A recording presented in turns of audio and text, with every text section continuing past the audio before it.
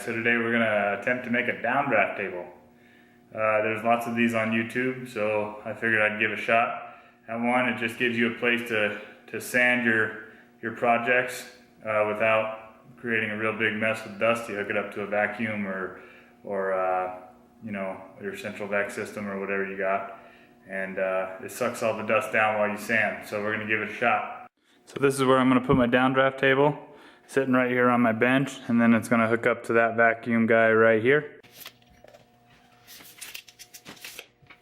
So I got my piece of pegboard here. It's got the holes already drilled in it, so I don't have to drill no holes for the dust collection port.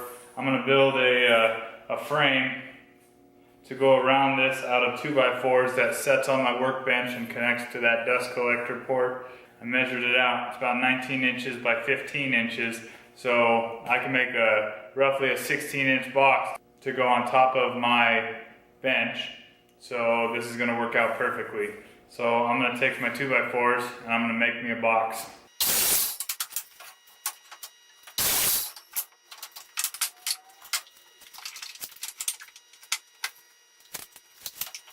I got my 2x4s, and what I'm gonna do is I'm gonna cut a small dado on my table saw into every one of these pieces of wood so that this has somewhere to slide into. And then on one side, on the side facing out away from the bench, I'm going to cut this a little bit shorter so that this can slide in.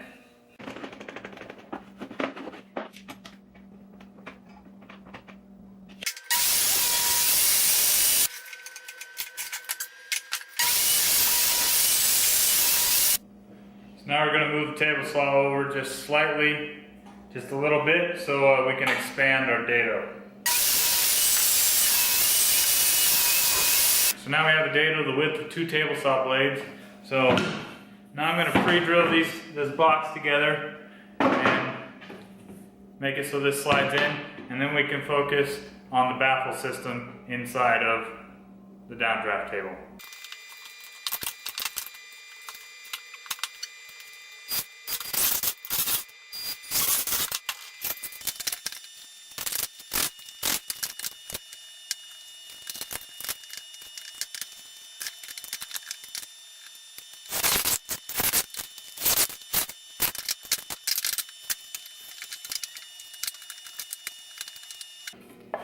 I had to shim one 2x4 one side so that it would sit flat on my workbench, because this board right here was really warped. Just some scrap 2x4s I had laying around. So, but now it's pretty solid. My piece goes in here real easy, which is nice. And then, so I'm gonna cut the baffles.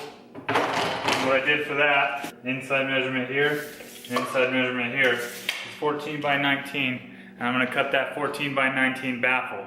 And then I'm going to tilt it up in this far corner away from my vacuum port so all the dust slides down.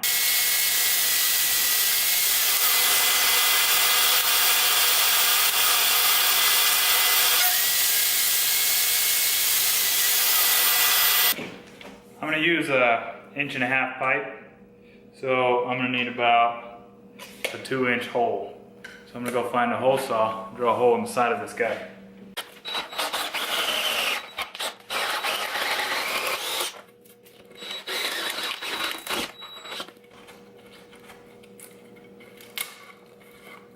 Voila, a hole.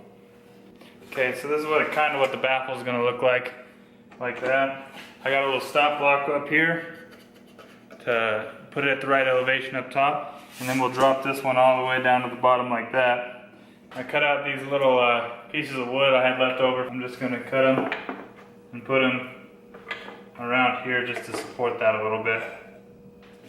I'm drilling a hole through these before I put them in so that they don't split apart when I put a screw in them.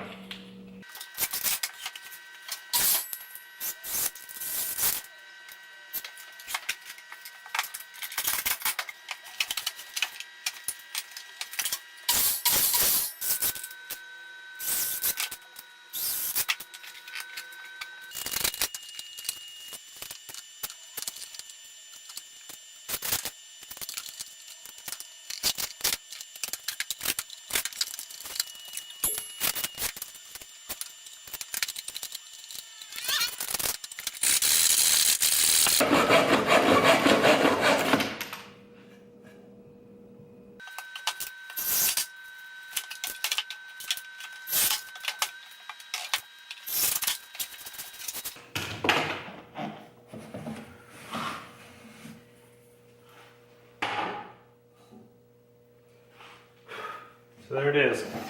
The base of the box is done. Glued a little nub right here because when I was putting on the cover, it would sag a little bit, get caught right there. So I glued that little nub on there. So now it just goes in every time. And what I'm gonna do is I'm gonna put silicone and seal everything up real quick.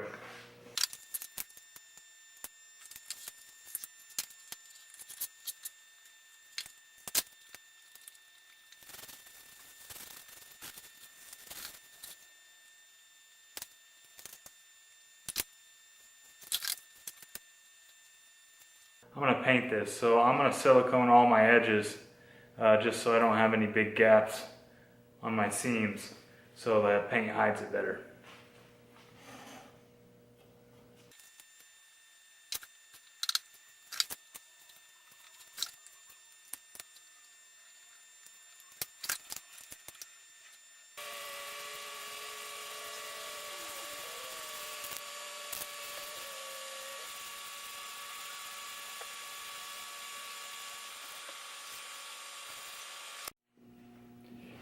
I decided to paint it because I used white caulking, so it was real noticeable, all the caulking points, and with the paint it just blends in real nice and it made it just more of a finished product. Pretty happy with the way it turned out. It does its job. It's not, you know, super fancy, easy to make, doesn't take that long.